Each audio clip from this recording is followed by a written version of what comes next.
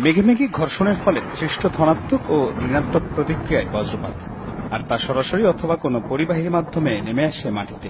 নামার পথে মাটির সাথে যুক্ত কোনো প্রতিবন্ধকতা থাকলে সেটাকেই মাধ্যম হিসেবে ব্যবহার করে বজ্রপাত। সেক্ষেত্রে অপেক্ষাকৃত উঁচু মাধ্যমকেই বেছে নেয়।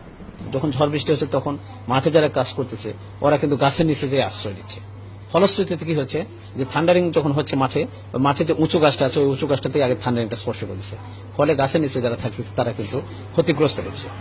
বিভিন্ন গণমাধ্যমের তথ্য মতে গেল 1 মাসে সারা দেশে বজ্রপাতে অর্ধশতাধিক মানুষের প্রাণহানি ঘটেছে, যার অধিকাংশই গ্রামাঞ্চলে। বিশেষজ্ঞের মতে এর কারণ গ্রামাঞ্চলের বড় বড় গাছপালা কেটে ফেলা ও অসচেতনতা।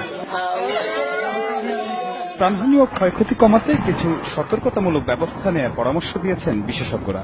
ঝড় বৃষ্টির সময় কোনো গাছের নিচে আশ্রয় না নেয়া, খোলা মাঠে থাকলে প্লাস্টিকের স্যান্ডেল পরে নিচু হয়ে থাকা, সরাসরি মাটির সাথে যুক্ত না থাকা, বাসা থাকলে জানালার পাশে না থাকা, বজ্রপাত বা ঝড়ের সময় গবাদি পশুকে খোলা মাঠে না রাখা, চলন্ত অবস্থায় গাড়ি থামিয়ে অবস্থান করা, পানির কাছাকাছি না থাকা,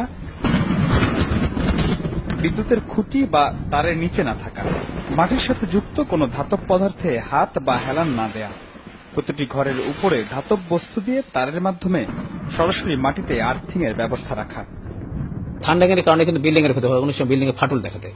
কিন্তু যদি থান্ডারিং আপনার আর্থিং সিস্টেম থাকে তাহলে কিন্তু আপনার ওই বিল্ডিং ফেটে যাওয়া বা ক্ষতি হওয়ার সম্ভাবনা থাকে না। পাশাপাশি ওই সব বিল্ডিং এ যারা বসবাস করবে তাদেরও ক্ষতি হওয়ার সম্ভাবনা থাকে।